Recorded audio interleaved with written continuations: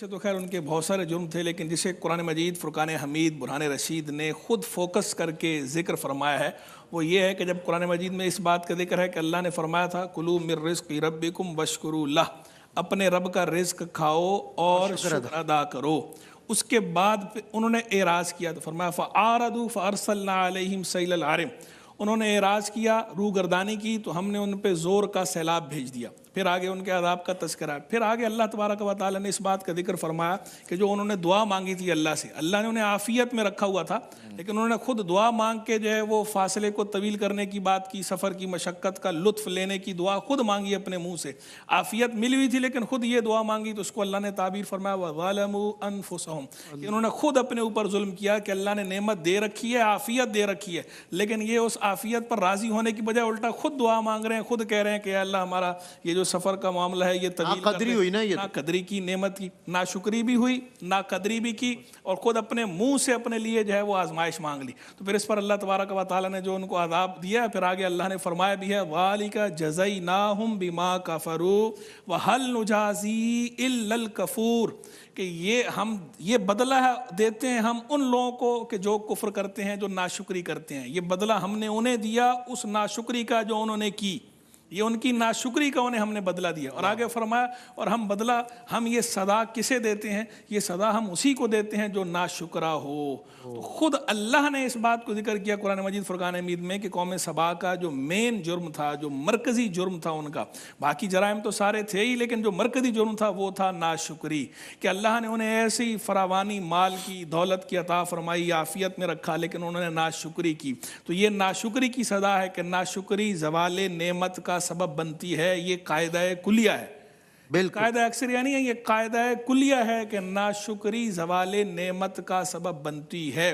تو بندہ اللہ تبارک و تعالیٰ کی نعمتوں کا شکر ادا نہیں کرتا تو یہ نعمتیں زائل کر دی جاتی ہیں، نعمتیں اس سے چھن جاتی ہیں۔ یہی وجہ ہے کہ اکابر ہمیں یہ دعائیں مانگتے نظر آتے ہیں کہ اللہ ہمیں زوال نعمت سے بچا۔ خود احادیث میں یہ دعائیں تعلیم کی گئی ہیں کہ اللہ سے زوال نعمت سے بچنے کی اور عافیت کی دعا مانگنی چاہیے۔ عافیت کا ہی بطور خاص ذکر فرمایا گیا ہے، صلی اللہ العفو والعافیہ، حدیث مبارک ہے کہ اللہ کے رسول صلی اللہ علیہ وسلم نے فرمایا کہ اللہ سے عفو کا، معافی کا اور عافیت کا سوال کرو، کہ بندے کو یقین کے بعد یعنی ایمان کے بعد عافیت سے بڑھ کر کوئی نعمت عطا نہیں فرمائی گئی۔ تو عافیت یہ جو اللہ تبارک و تعالیٰ سے عافیت کا بھی بندہ سوال کرے، خود ناشکری نہ کرے، اور یہ جو شکر گزاری ہے، یہ شکر گزاری نعمتوں میں اضافے کا سبب بنتی ہے۔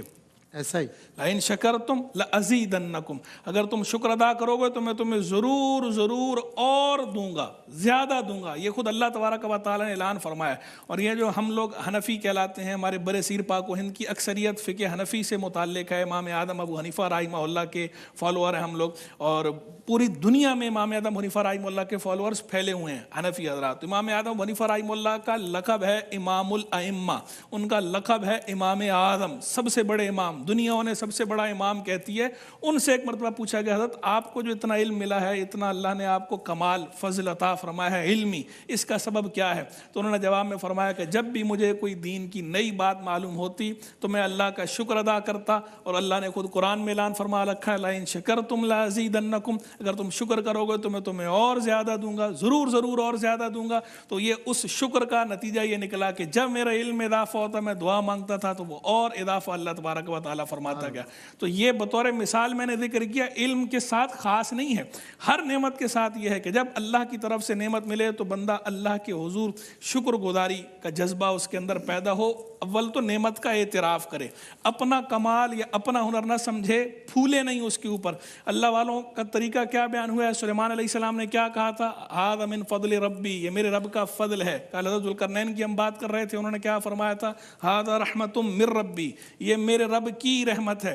جتنے اللہ والے گزرے، انبیاء و مرسلین علیہ السلام ہوں یا دیگر اہل اللہ ہوں، ان کو جب کوئی کمال حاصل ہوتا ہے، ان کے پاس کوئی فضل ہوتا ہے، ان کو کوئی نعمت ملتی ہے، تو وہ اسے اپنا کمال سمجھنے کی بجائے، اپنا ہنر یا اپنی ذہانت کا ثمر سمجھنے کی بجائے، وہ ہمیشہ اسے رب کی طرف منسوب کرتے ہیں اور یہ کہتے ہیں یہ ہمارے رب کا فضل ہے، یہ ہمارے رب کی رحمت ہے۔ تو اللہ تبارک و تعالیٰ ان کے انعام میں اور اضافہ فرماتا ہے۔ وہ دعا مجھے یاد آ گئی، یا واجد یا ماجد لا تزل عنی نعمتا انعمتها علی، اے واجد اے ماجد، مجھ سے اس نعمت کو دور نہ فرما جو تو نے مجھ پہ فرمائی ہے، اسے مجھ سے زائل نہ کرنا۔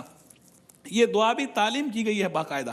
تو یہ عافیت اور شکر جو ہے. اور بندہ مومن کا تو کام ہی خیر سبحان اللہ, یہ دنیا امتحان گاہ ہے, امتحان کے اصول پر ہے. یہاں پانا بھی آزمائش ہے اور یہاں کھونا بھی آزمائش ہے, کہ اللہ دے کر بھی آزماتا ہے, لے کر بھی آزماتا ہے. اللہ دے تو بندہ شکر ادا کرے, پھولے نہیں, اور اللہ لے تو بندہ صبر کرے. حدیث مبارک میں اللہ کے رسول صلی اللہ علیہ وسلم نے فرمایا عجبا لامر المؤمن ان امرہ کلہ خیر, مومن کا معاملہ کتنا ہی اچھا ہے, کتنا ہی عجیب ہے کہ اس کا سارا معاملہ خیر ہے. ولیس ذاک لأحد الا للمؤمن, اور یہ مومن کے سوا کسی اور کو نصیب نہیں ہے. کیا ان اصابتہ سرا فشکر فکان خیر اللہ وان اصابتہ ضرا فصبر فکان خیر اللہ. اگر اسے نعمت ملتی ہے تو اس پہ شکر ادا کرتا ہے, یہ بھی اس کے حق میں بہتر ہے. اور اگر اسے تکلیف پہنچتی ہے, تنگی پہنچتی ہے, وہ اس پہ صبر کرتا ہے, یہ بھی اس کے حق میں بہتر ہے. تو صبر اور شکر کے درمیان ہی رہنا چاہیے بندے کو. بہت خوب ماشاءاللہ.